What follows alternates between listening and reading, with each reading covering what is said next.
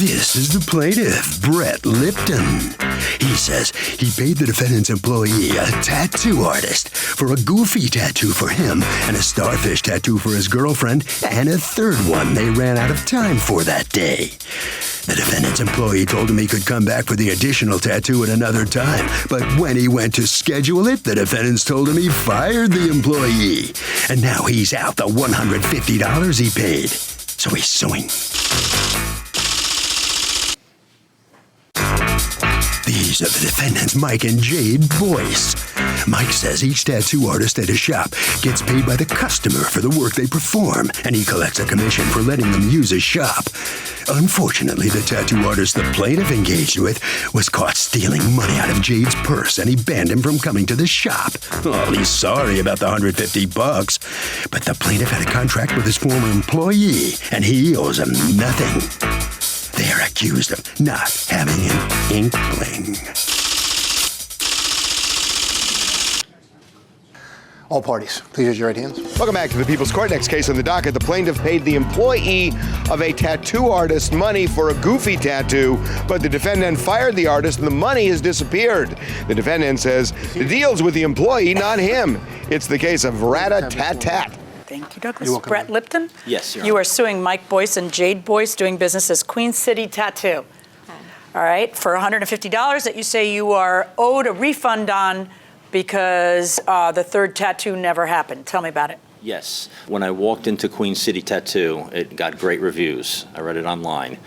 I paid $150 for each tattoo. The remaining one was promised to me that it would be done. What were the tattoos? Sure. One was a starfish for my girlfriend. Okay. The other one was a goofy character that I've always loved. And the third one... Who got the goofy? That's me.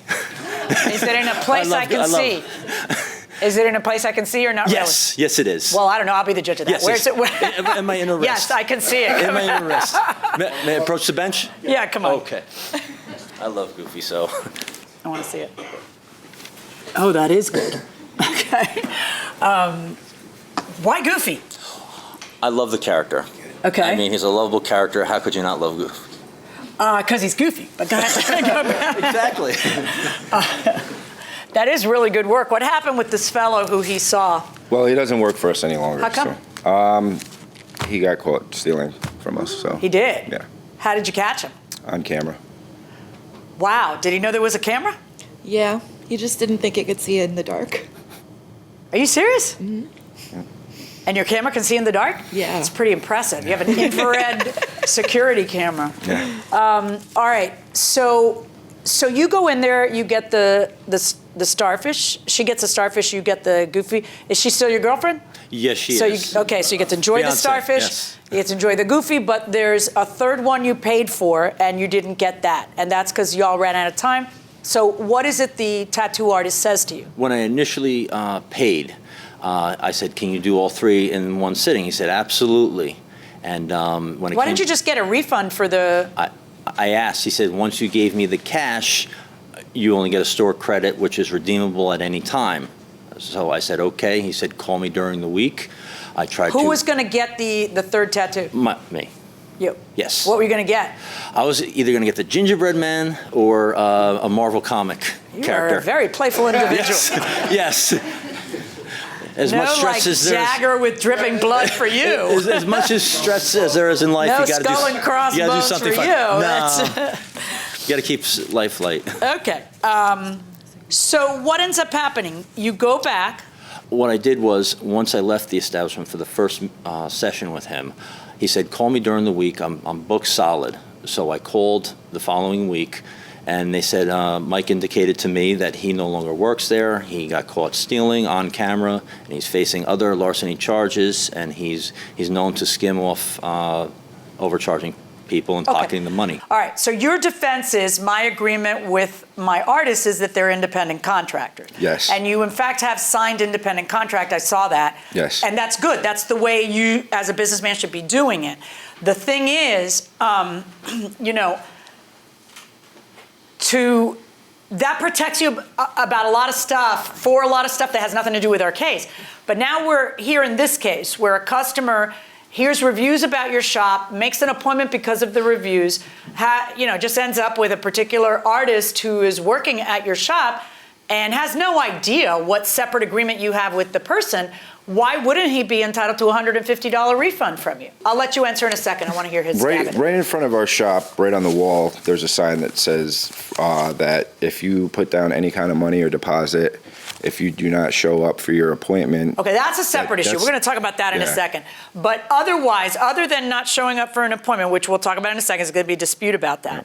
Tell me why it is that how a customer would know what your individual arrangement is with each of your artists. Well, they don't know what our individual arrangements are. So now talk to me about the canceled appointment, because part of what the tattoo artist said when you finally got a hold of him is, you canceled, and so nothing for you, no soup for you. So, You have tattoos? Perfect. How old are you when you got them? 18 and 19. Perfect.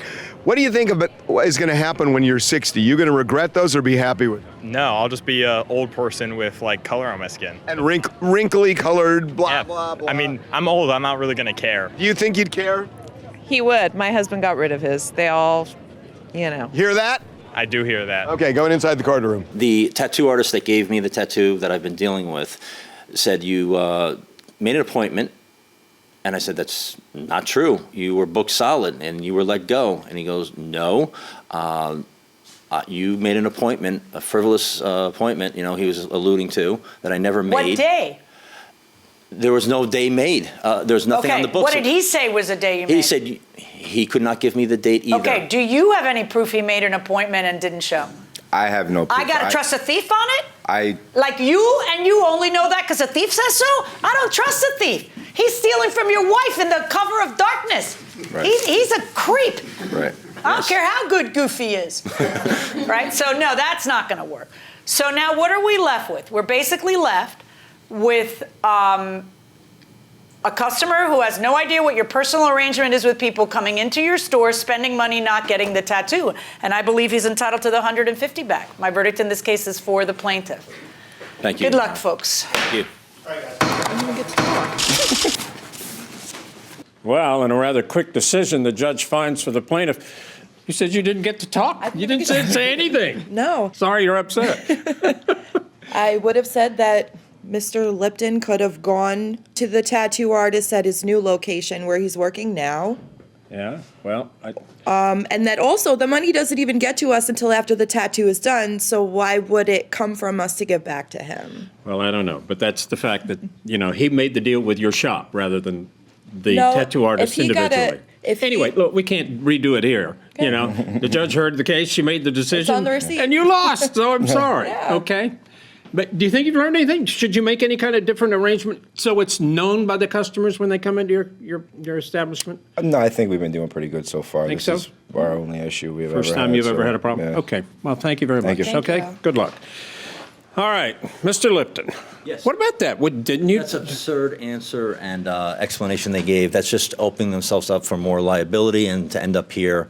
This could have been avoided if they agreed and gave me the tattoo and or, just give me the refund. Yeah.